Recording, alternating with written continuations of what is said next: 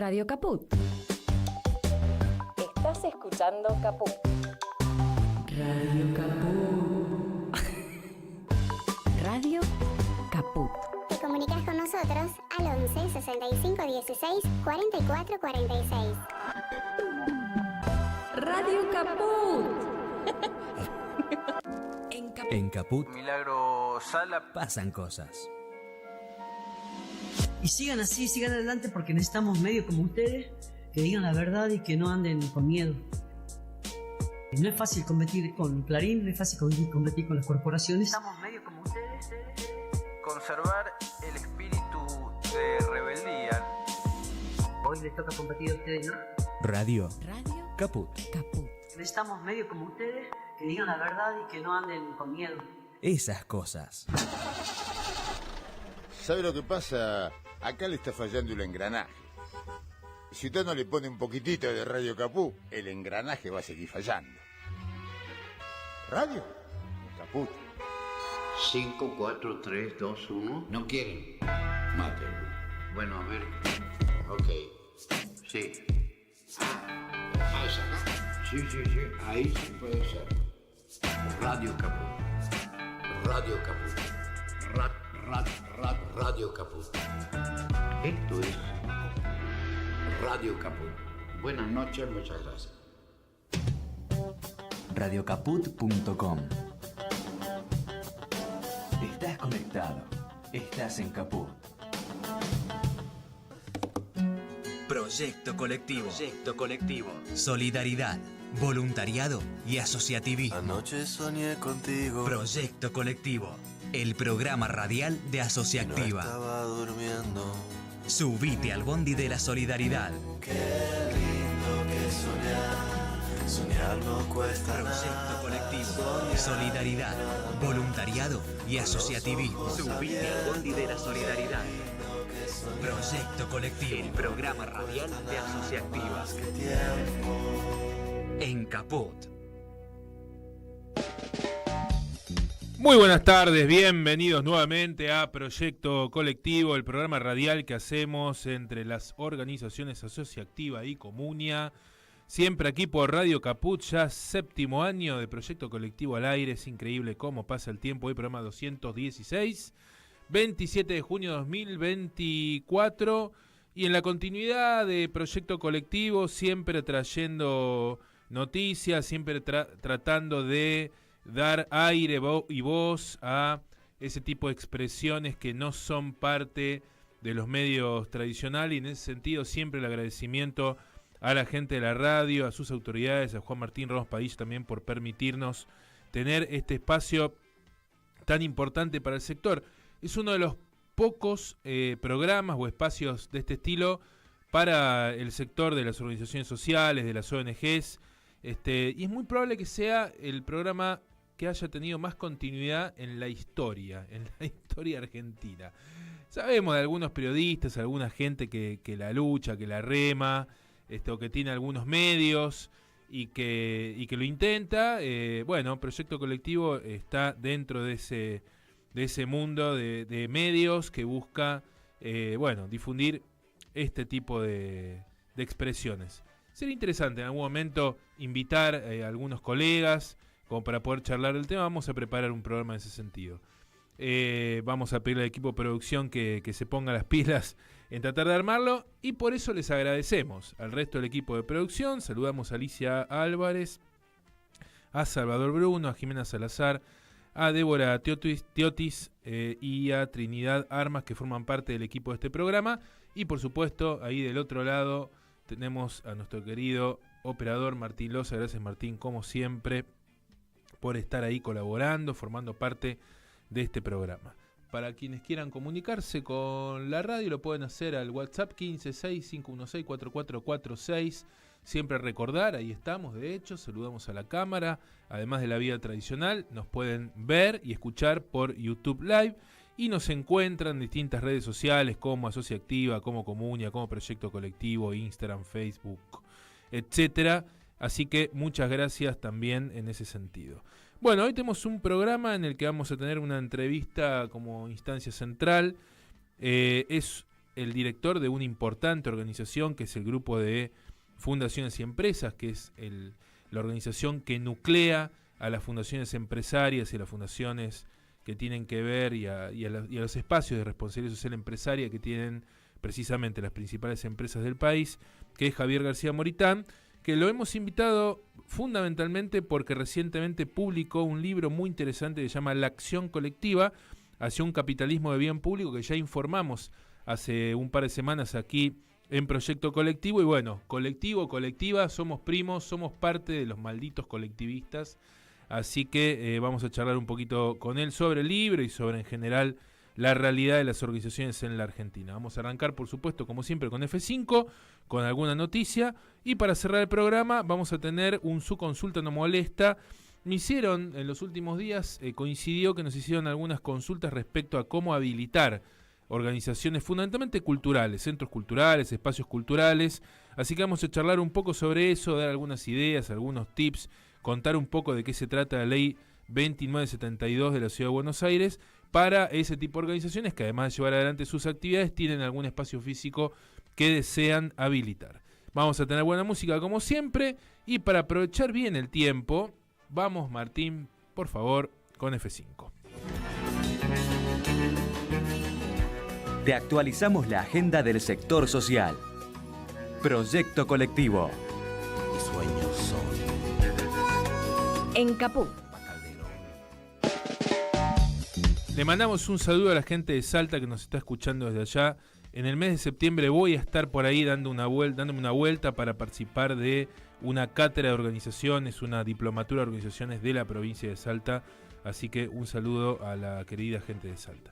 Muy bien, vamos a contarles, hoy tenemos en el marco de la difusión de proyectos que hacen al cooperativismo y a la alimentación saludable, nos llegó una invitación para participar del primer aniversario de la apertura de la tienda La Choza. Esto está en Coglan, la cooperativa La Choza, que es una cooperativa láctea que además difunde patrones de alimentación saludable y lo que se llama la alimentación biodinámica. Tienen grandes huertas, bueno, tienen vaquitas, Martín, vaquitas que producen leche. En este caso, solo para leche. Bien, entonces esto se va a llevar adelante y va a haber una serie de charlas vinculadas con la alimentación saludable. Va a haber una charla también, acá veo el programa, que tiene que ver con lo que se llama el compostaje. Podremos traer alguna vez a alguien que se dedique al tema para que cuente un poco mejor. Esto se va a llevar adelante el sábado 10 de agosto en el horario de 11 a 15 en Iberá 3308, esto es Coglan, Ciudad de Buenos Aires. Así que quienes quieran participar, conocer un poco más de qué se trata este proyecto productivo y cooperativo, participar de charlas y demás, se pueden acercar ahí a la Choza Coglan el 10 de agosto de 11 a 15. Bueno, para poder aprovechar bien también al invitado, que lo prometimos llamarlo más o menos en horario, vamos a ir con nuestro primer tema musical de hoy. Viene Fito Páez, este muy lindo tema que es Dar es Dar. Dar es dar. Y no fijarme en ella y su manera de actuar. Dar es dar.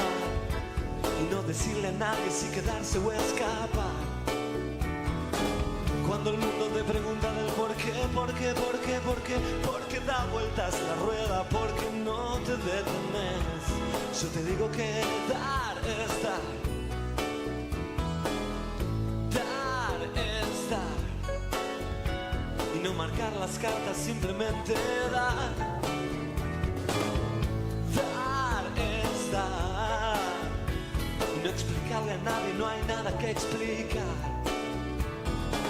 Hoy los tiempos van a mil y tu extraño corazón ya no capta como antes las pulsiones del amor. Yo te digo que dar es dar. Dar y amar. Mira, nene, hacelo fácil. Dar es dar. Dar lo que tengo, todo me da. Da, da, da, da, da, da, da, da.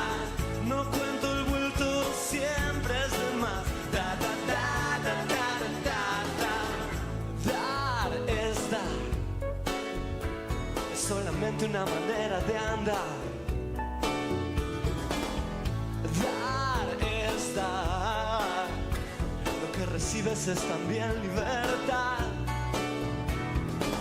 Cuando estoy perdido un poco loco por ahí, siempre hay alguien con tus ojos esperándome hasta el fin.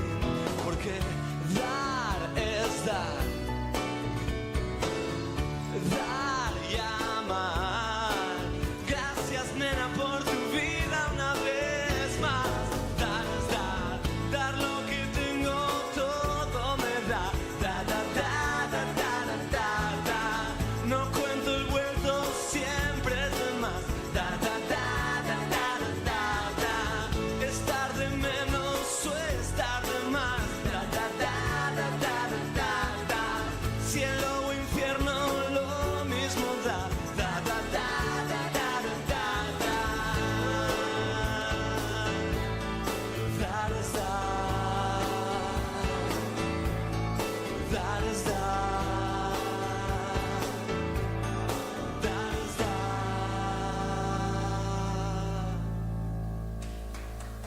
Dar es dar.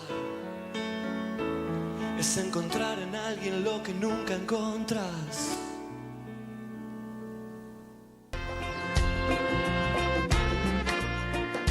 Proyecto colectivo.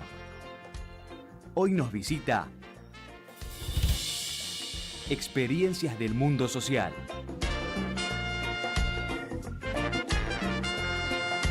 En Caput.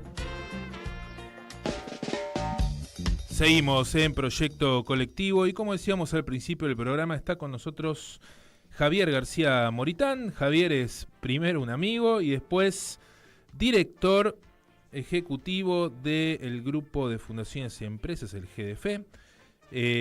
Hola Javi, buenas tardes, ¿cómo va? ¿Cómo estás? Hola Gus, muy bien, un placer estar con vos esta tarde. Sí, sí, se viene el frío, ¿eh? Ojo que mañana arranca con 2, después con 1 y después con menos algo. Así que momento, ¿no? Sí, sí, hay que estar preparado. Bueno, ¿cómo va todo? ¿Cómo anda tu vida en general? Bien, por suerte, todo muy bien, con mucho trabajo, mucho movimiento en torno a las propuestas que venimos impulsando. Así es. Así que contento en ese sentido de que en estos tiempos en donde pareciera el mundo y la sociedad fragmentada y sin vida, las propuestas que venimos trayendo tienen lugar y están orientadas a generar oportunidades de unir y volver sobre ese tipo de propuestas que hacen bien, además, a uno mismo. Sí. y uno tiene la expectativa de aportar valor a la sociedad también. Así que sin dudas. Demandado, pero contento. En ese marco, hace algunas semanas comentábamos sobre la salida de tu libro, La acción colectiva hacia un capitalismo de bien público, y entiendo que no hace mucho se concretó la presentación de dicho libro. Si podés contarle a la audiencia un poco de qué se trata la publicación. Por supuesto, sí. El 4 de junio tuvimos en el Malva la presentación oficial de la acción colectiva, y que es una propuesta que invita a encontrar nuevos marcos de actuación si es que de verdad queremos resolver los problemas estructurales que nos aquejan. Y esta intuición, basada en algunas experiencias comprobadas, nos hace entender que si no alineamos esfuerzos, no hay manera de resolver esos desafíos del territorio, de las políticas públicas, etcétera. Entonces, la acción colectiva hace ver justamente esta intuición muy de sentido común, que es esta percepción de que si no tiramos todos para el mismo lado y lo hacemos en simultáneo, no hay manera de resolver los problemas que nos aquejan, ¿no? Te pregunto, en algún punto esto tiene que ver también con tu experiencia y la experiencia del GDF de generar marcos de articulación entre lo público, lo privado, un poco se imprime esa lógica. Sí, absolutamente. Yo te diría que el libro se enmarca un poco en la reflexión intelectual, o en la búsqueda de profundización intelectual que yo puedo hacer individualmente, que se pone al servicio del trabajo que me toca ejercer profesionalmente como director ejecutivo de una organización que nuclea a las 80 fundaciones y empresas más grandes de la Argentina en su rol de movilizar recursos para el bien público. Entonces, de algún modo, el libro es producto de esa tensión de la persona que soy yo y el trabajo que hago, y que de algún modo una alimenta a la otra. Claro. Es decir, cómo pongo mis inclinaciones intelectuales, vocacionales al servicio de la organización que dirijo, y bueno, va por ese lado, definitivamente. Y en este sentido, tu pregunta sobre el grupo de fundaciones y empresas, la tesis central de la acción colectiva es que el sector privado es el actor diferencial para alcanzar el desarrollo sostenible. Y eso lo explico en las 230 páginas de diferentes maneras, y una de ellas, o lo primero que me parece que vale la pena comentar, es que concibo al sector privado en ese lugar de relevancia, no porque yo tuviera alguna preferencia privatista o algún tipo de inclinación ideológica respecto del mercado sobre el Estado, por ejemplo, de ningún tipo, sino porque hay diferentes argumentos que me hacen comprender que si no orientamos la actividad económica y al sector privado hacia un modelo de negocios que, además de generar rentabilidad, pueda contribuir a resolver los problemas sociales, ambientales y más relevantes de la sociedad, no hay manera siquiera de financiarlos, porque hay estudios de Naciones Unidas, de la OCDE y de otras entidades internacionales que explican que ciertas cuestiones muy de fondo y muy de,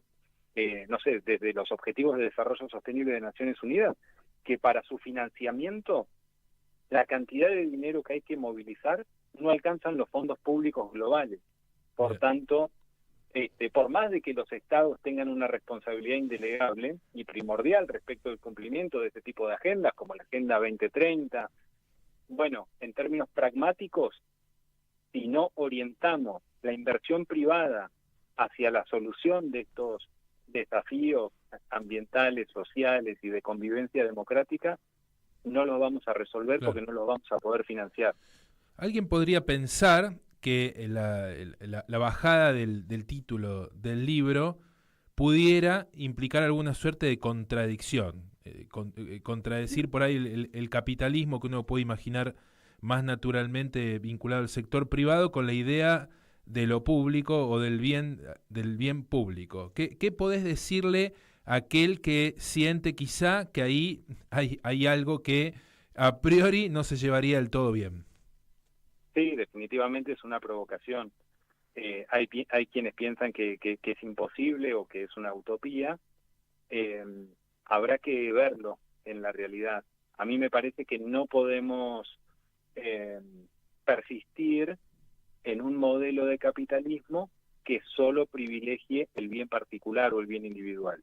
Que alguien podrá pensar que ese es el motor de progreso y desarrollo que ha movilizado al capitalismo desde sus inicios.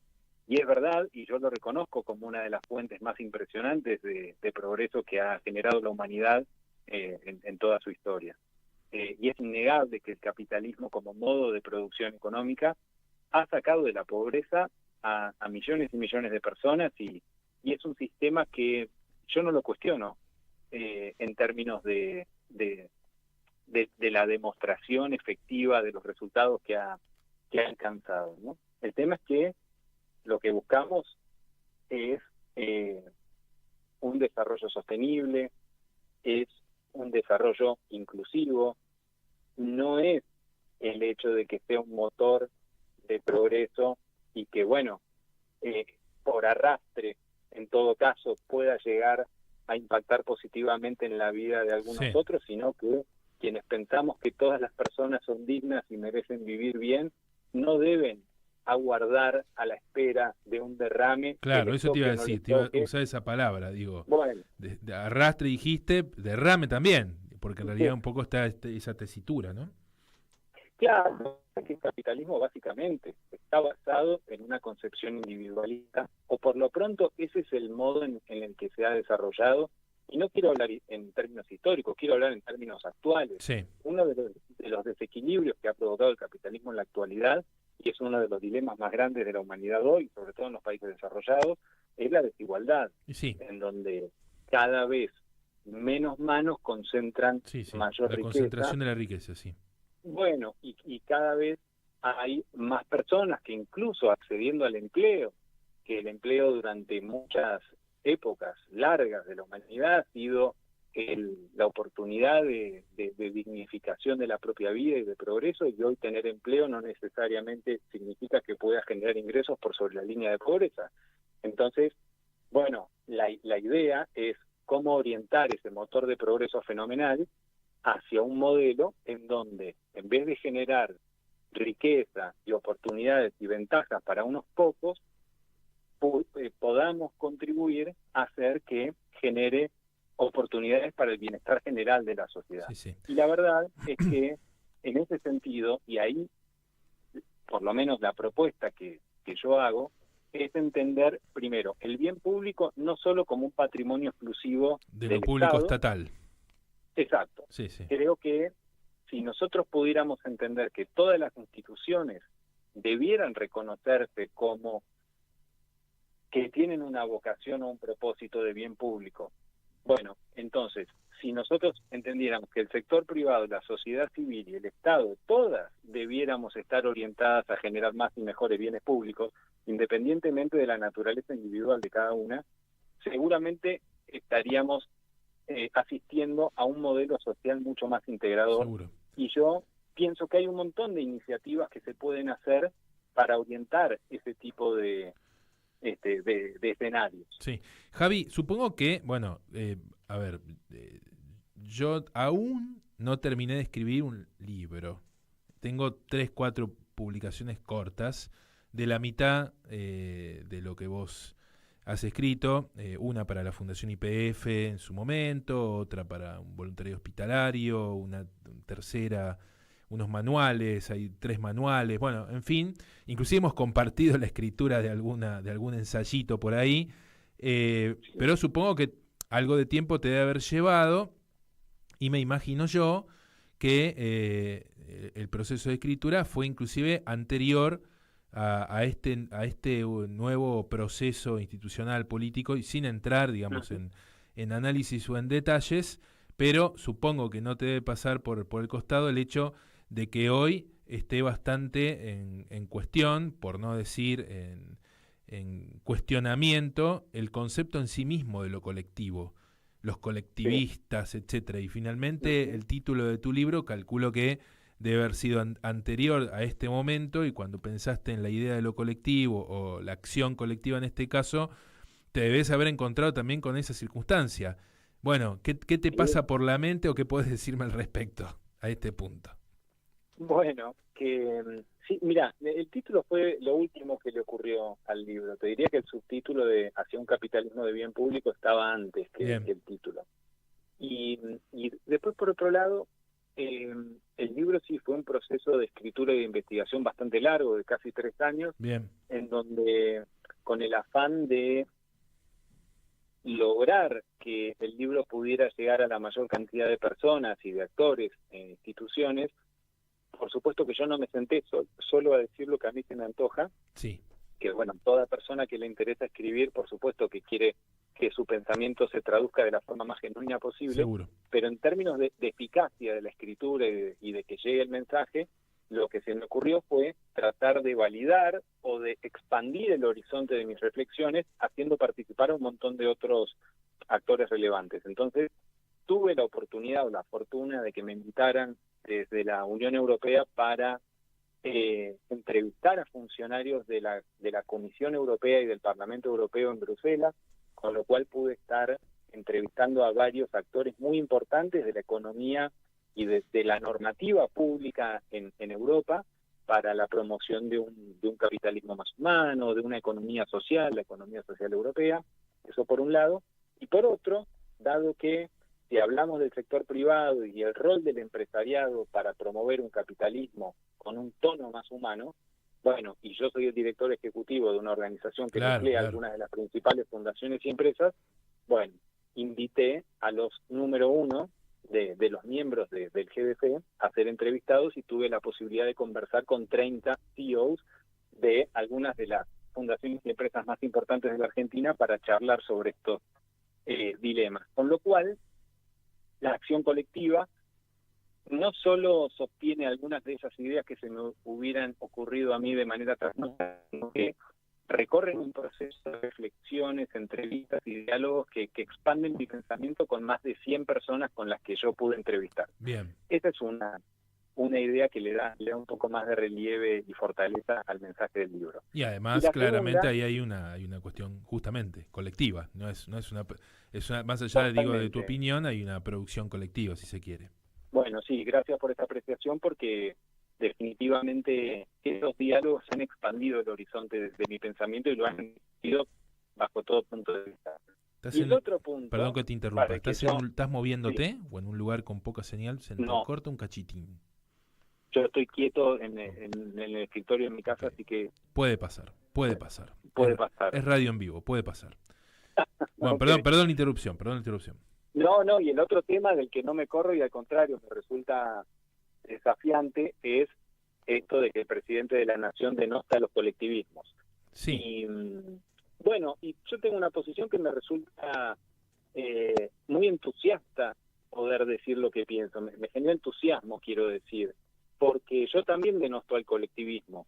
Ajá. Yo vengo de una formación filosófica que se inscribe en el personalismo comunitario, que es un movimiento que reivindica la figura de la persona humana como centro de la civilización. Emmanuel Mounier, por ejemplo, ha sido uno de sus impulsores, y el personalismo comunitario dice que ni el Estado ni el mercado deben ser los grandes faros que deben regir la vida política y social o económica en una sociedad, valga la redundancia, sino que ni Estado ni mercado, sino la persona humana en relación.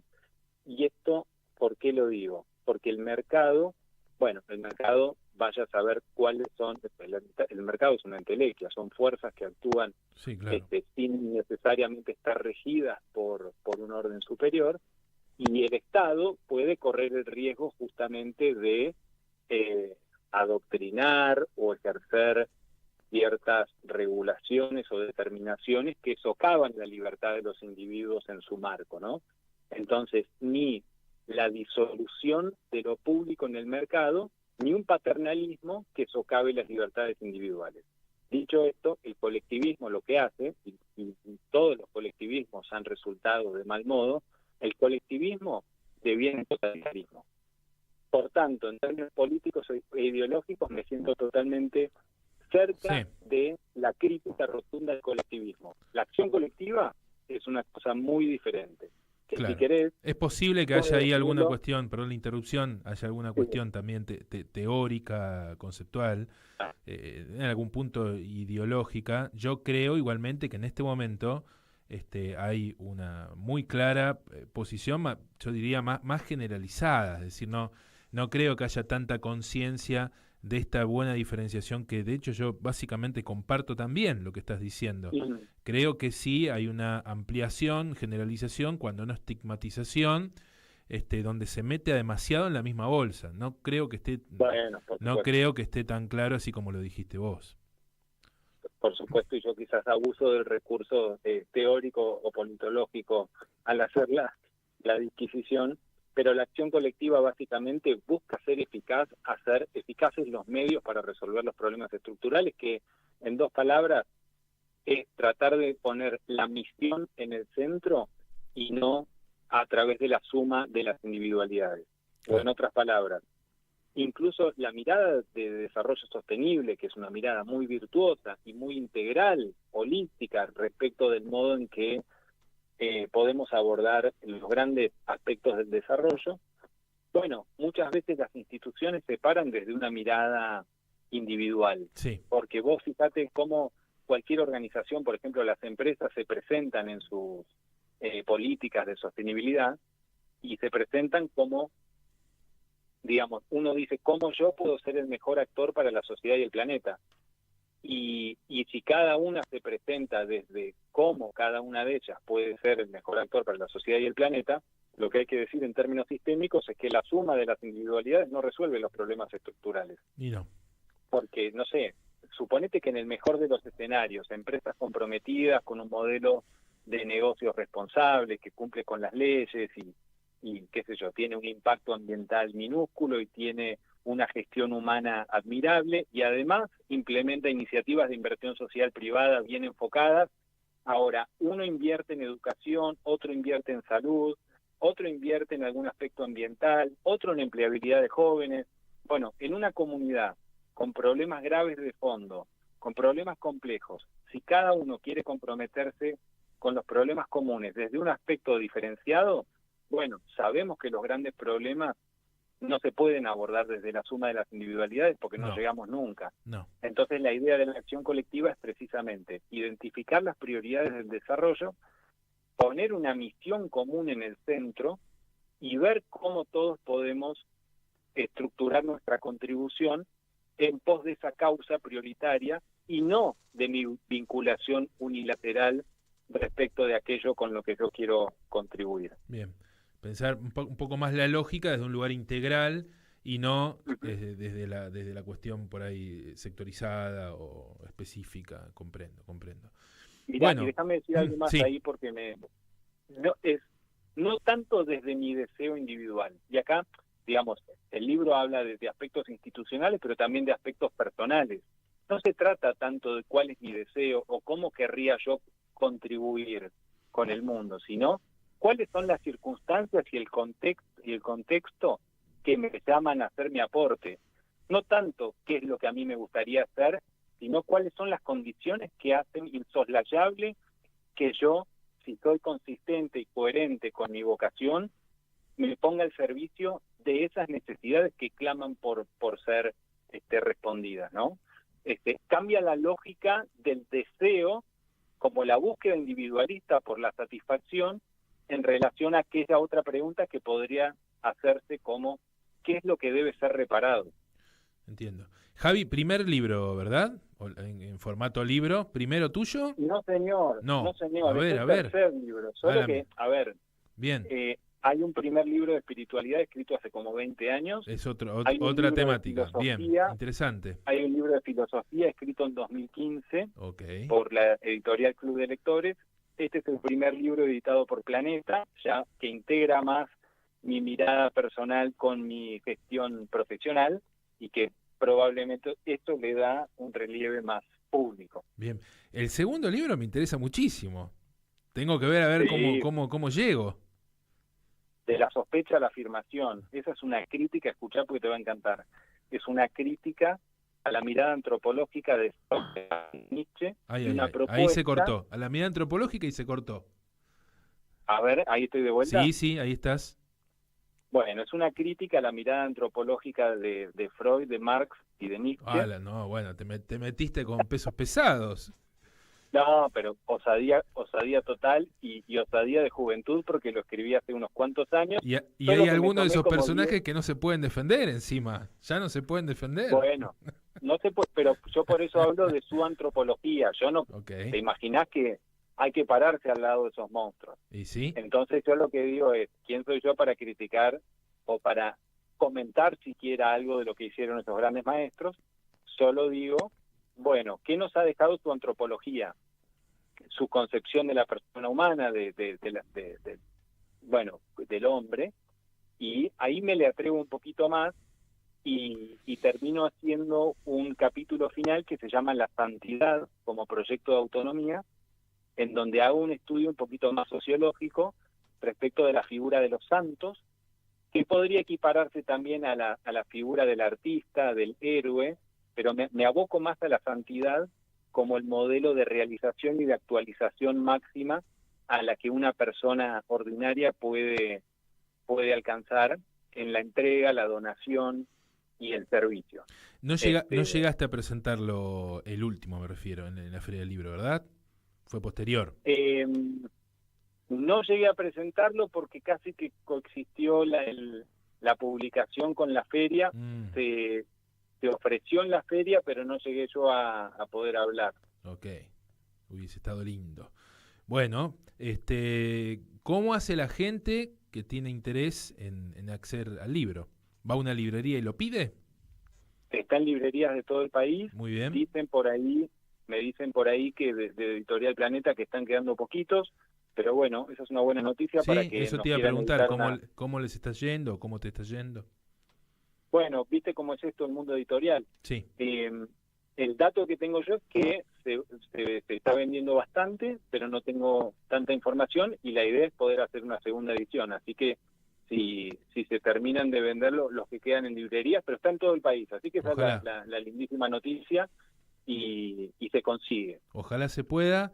No lo tengo y voy a ver este fin de semana que va a ser bastante frío y voy a ir a algún lugar por ahí. Era una de las cosas que tenía pensado hacer, tratar de adquirirlo. Avísame si no y vemos llegar a alguno de esos. Sí, pero a ver, en esto creo que hay que promover activamente el acompañamiento y hay que comprar el libro como una manera también de ayudar a que esto se replique y también se vuelva sustentable y pueda seguir escribiendo. Porque supongo que en el futuro también hay tela para cortar y seguro que aparece alguna otra publicación interesante. Y lo voy a leer y después, bueno, te haré una humilde devolución, si no te molesta. Me encantaría recibirla. Muy bien. Que sí. Excelente. Bueno, gracias Javi, gracias una vez más. Los micrófonos de Proyecto Colectivo siempre abiertos para vos. Y bueno, primos en algún punto, la acción colectiva, Proyecto Colectivo, sí. Y bueno, que sigan los éxitos. Gracias una vez más. Muchísimas gracias. Placer de estar en Proyecto Colectivo, conversando con vos y al servicio para lo que necesites. Un abrazo grande y a la audiencia también. Gracias, Javier. Bueno, estuvo con nosotros Javier García Moritán, director del Grupo de Fundaciones y Empresas. Y antes de pasar a nuestro último bloque, viene el segundo tema musical, viene Linger de The Cranberries.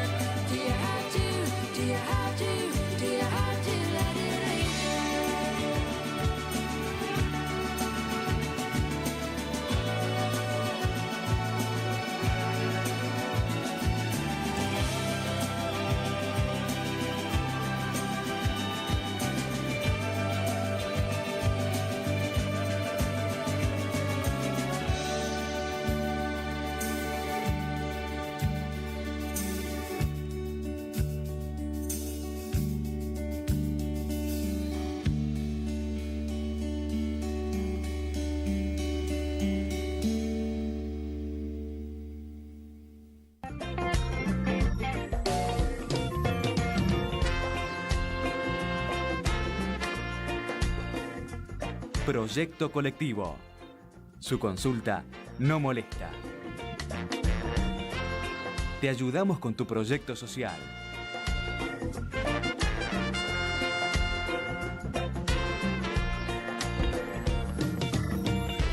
En Capú.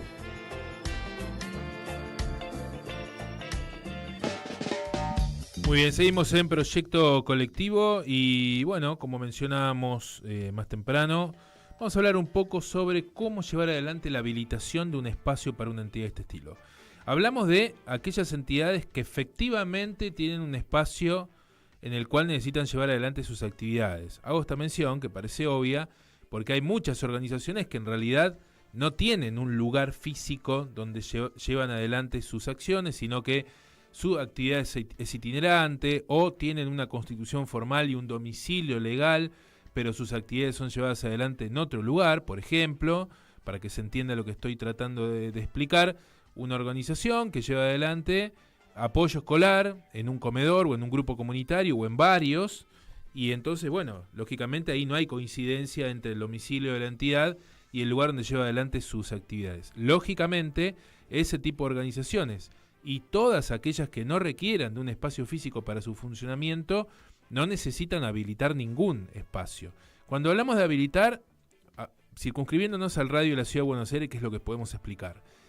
Hablamos de presentar ante un organismo de la ciudad, que es la Agencia Gubernamental de Control, aquella documentación que permite que un espacio sea habilitado para su correcto funcionamiento. Luego de llevar adelante un procedimiento y un control de documentación, de ciertos ajustes que tienen que ver con la infraestructura, que ahora vamos a dar algún detalle mayor del espacio, el gobierno de la ciudad emite una habilitación formal, un papel que dice que ese espacio está habilitado y que, bueno, ahí se pueden llevar adelante aquellas actividades para las cuales se intentó llevar adelante la habilitación. Yo me voy a detener específicamente hoy, al menos, en las habilitaciones que necesitan los espacios culturales. De hecho, hay un concepto, hay una sigla, que es la sigla ESI, con C de casa, que es Espacios Culturales Independientes, que es donde hoy se enmarca el grueso de las obligaciones que tienen espacios de este estilo para poder concretar una habilitación como la que estábamos explicando hace unos momentos. Bueno, para poder habilitar hay como ciertas cuestiones que son absolutamente básicas, que todo aquel que tiene interés tiene que saber. En primer lugar, este tipo de espacios no pueden superar los 500 metros cuadrados. Tenga una planta, tenga dos, tenga más, no puede superar los 500 metros cuadrados. Si supera los 500 metros cuadrados, entonces ya esta ley no es suficiente y tienen que ir por la vía de la habilitación tradicional, que claramente es más compleja. Y el segundo elemento es que el espacio tiene que tener una capacidad máxima, o sea, la capacidad máxima es hasta 300 personas. Si van más de 300 personas, ya sea para talleres, milongas, espacios de baile, danza, etcétera, entonces ya de nuevo tendrían que ir por la vía de la habilitación tradicional, que claramente es más compleja, más costosa, etcétera. Para poder concretar la habilitación hay como 4 o 5 cuestiones que son elementales. Una es que tiene que tener, bueno, por supuesto tiene que tener instalaciones que sean seguras, tanto en paredes, techos, puertas, pisos. Después hay toda una cuestión que esto es ya de hace unos cuantos años, pero relativamente nueva, que tiene que ver con la accesibilidad. Tienen que ser espacios accesibles, fundamentalmente para personas con discapacidad motora. Entonces tendrían que tener una rampa de acceso y en el interior tendrían que tener la adecuada movilidad para que pueda pasar, por ejemplo, una silla de ruedas. Entonces eso es una cosa que claramente sugerimos que tengan en cuenta.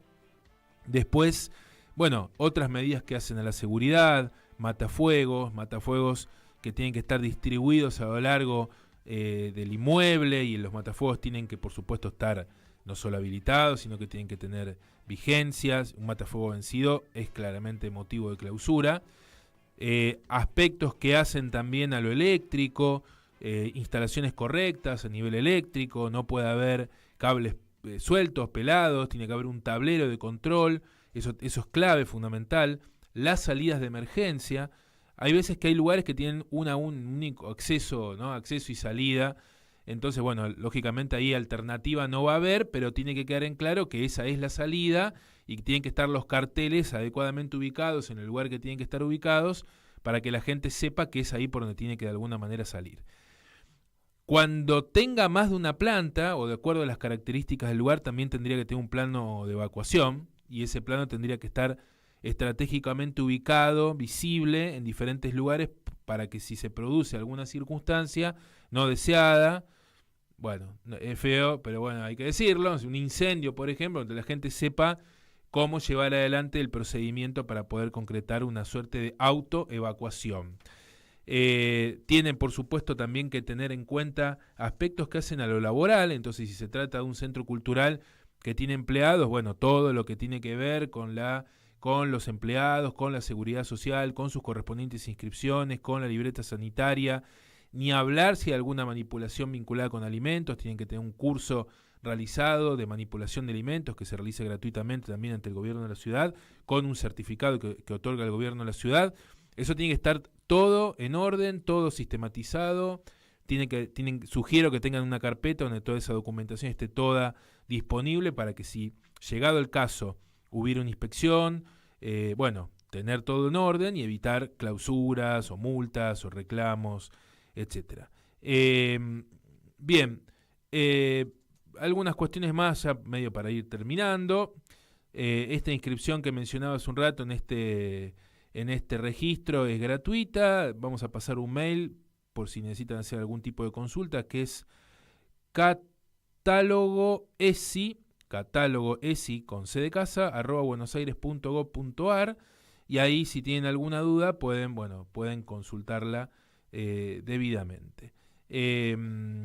No es indispensable que tengan un gestor para llevar adelante la gestión, lo pueden hacer ustedes.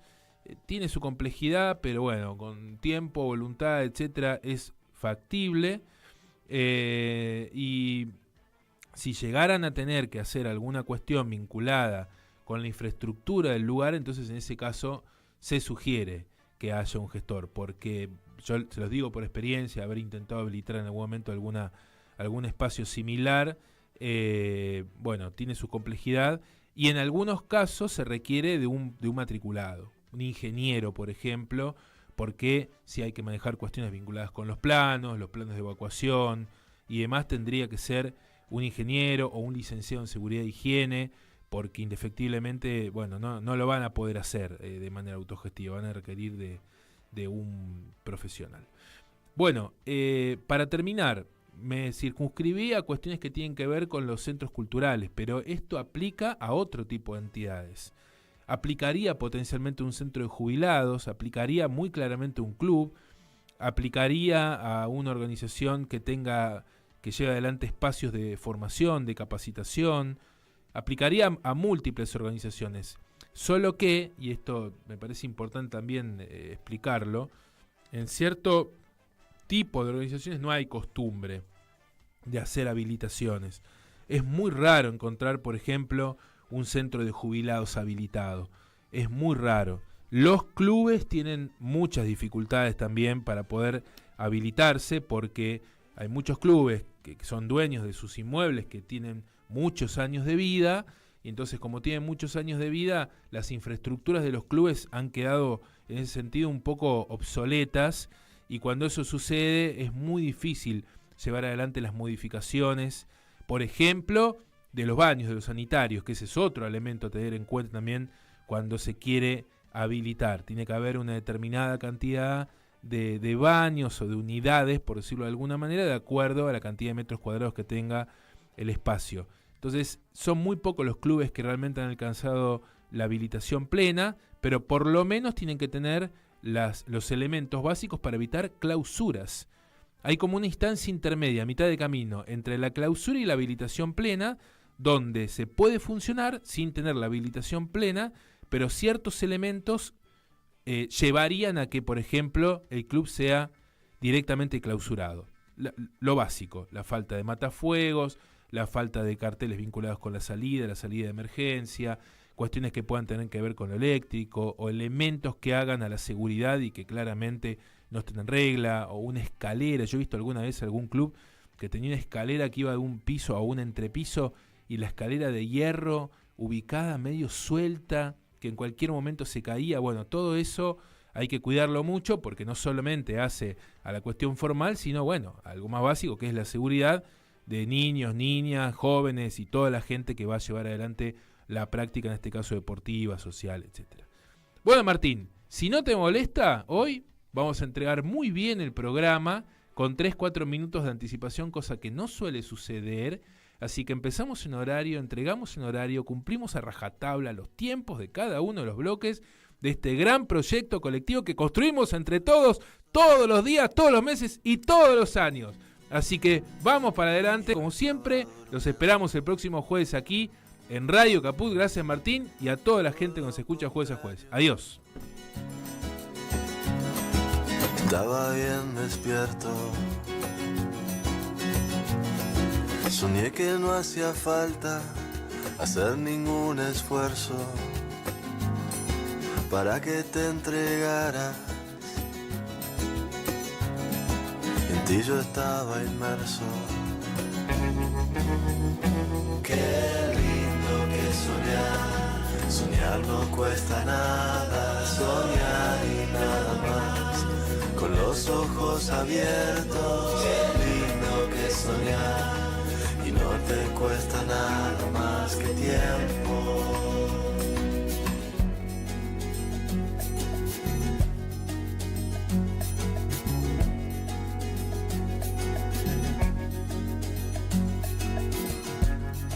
¿Qué hacer con tanta angustia? Por cosas no resueltas. Con toda esta energía casi siempre mal puesta. Si pudiera olvidarme por siempre de mí mismo, habría de encontrarme allí en tu dulce abismo. Qué lindo que soñar. Soñar no cuesta nada, soñar y nada más, con los ojos abiertos. Qué lindo que soñar, y no te cuesta nada más que tiempo.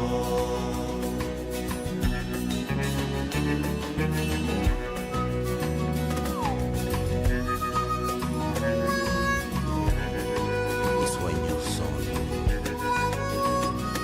Bacalderón. Sueños son.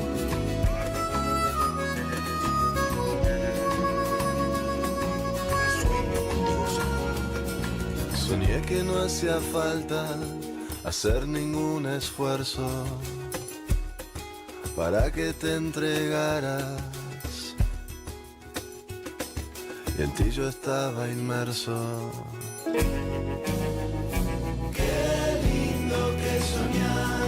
Soñar no cuesta nada, soñar y nada más, con los ojos abiertos. Qué lindo que soñar, y no te cuesta nada más que tiempo.